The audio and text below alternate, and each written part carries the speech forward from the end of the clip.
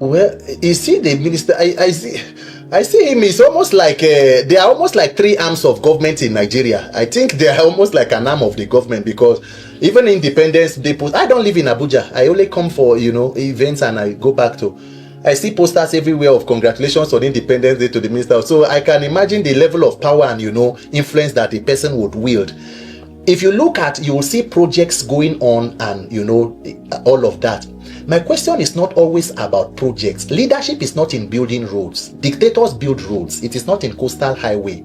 What is the quality of life of a human being in a country? What is the human capital development? And even the so-called projects that you are doing, what is the transparency and accountability? At what cost and at whose cost? Who scrutinizes the budget of the FCT administration? We just go there, you are close to the National Assembly, it can be anything can be approved. What is the bidding process? How is it open for ordinary Nigerians who may have the capacity to deliver to also vie for these contracts and execute them? So anytime people talk about we focus on the central government, imagine us saying, okay, we want to hold governors accountable because the president said we have increased allocation to them. What agencies control grafts in Nigeria? Because we have refused to have a true federation or have a what do they call it, restructuring. Everything is centralized in the center.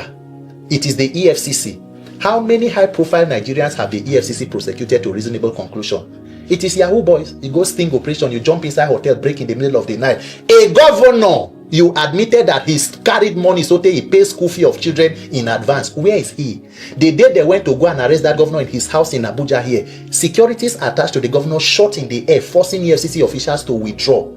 So you will now tell us we have given governors money, go and hold them accountable. Where is the means of holding them accountable? What governor controls any arm of law enforcement agency? In fact, even the suspension of the Rivers State governor is ridiculous when you say that because there was insecurity and unrest, the president should be suspended. You are the one who is the one in charge of security. If there is insecurity in Rivers State, the president should be held responsible. What arm of the law enforcement does the governor control? Why is there no state of emergency in Borno? Why is there no state of emergency? Go and do it in one state in the north where killings are daily basis.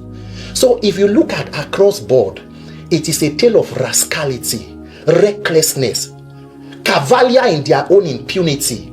It is like a country being governed by unarmed robbers, people taking from you and robbing it to your faces. So anybody can become, you can see the convoy of the FCT minister.